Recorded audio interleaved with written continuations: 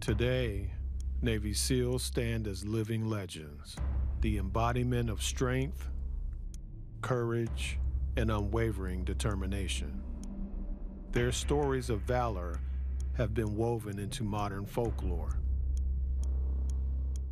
participating in missions ranging from counterterrorism to humanitarian assistance.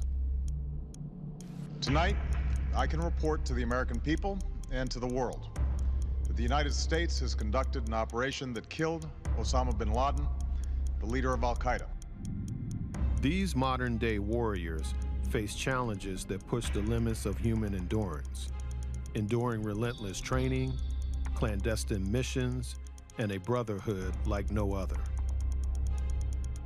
Against this modern backdrop, we return to the story of Eddie Ferguson, whose journey began in the segregated South of Fort Myers, Florida, nearly a lifetime ago.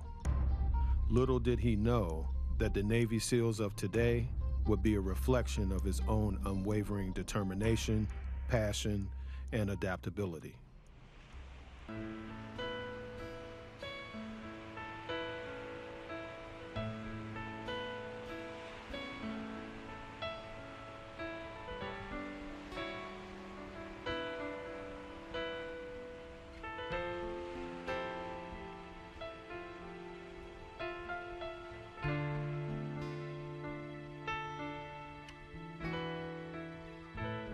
In the midst of the Second World War, it had become painfully obvious that old warfare tactics needed to be updated.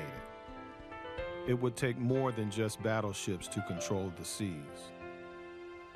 Out of the need for a new type of warrior, the Navy Frogmen were born.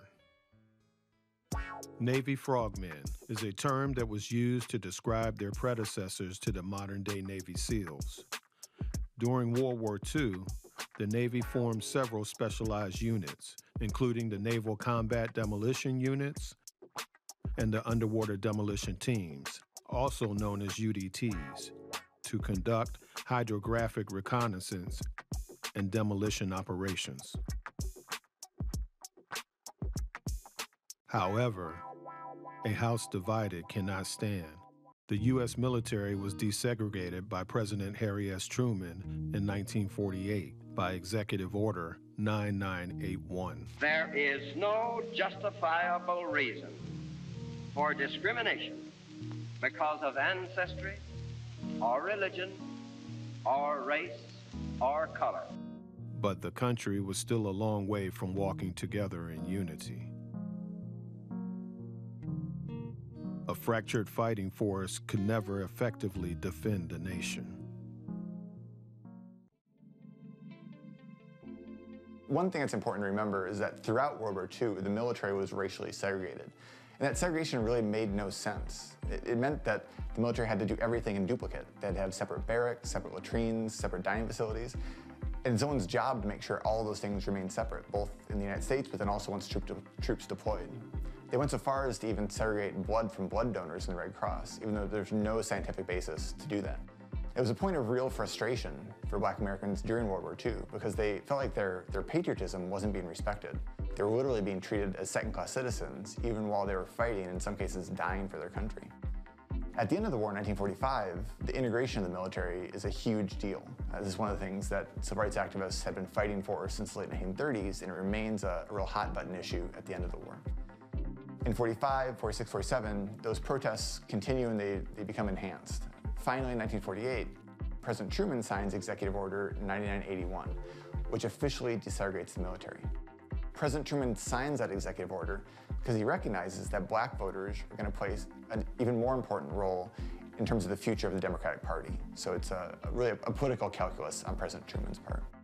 Stateside, the early 60s were marked by an earth-shattering shift in the social fabric of the country. Civil rights challenges and social unrest threatened to tear the country apart. Racial segregation was deeply entrenched, and it was legal to keep Black people out of public schools, public transportation, restaurants, and other public facilities. Black people faced significant obstacles to voting, and many municipalities would go to great lengths to disenfranchise them. Police brutality was rampant, and the offending officers were rarely held accountable.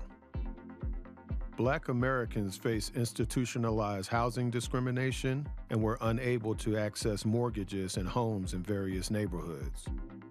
Opportunities for people of color in the United States were extremely limited.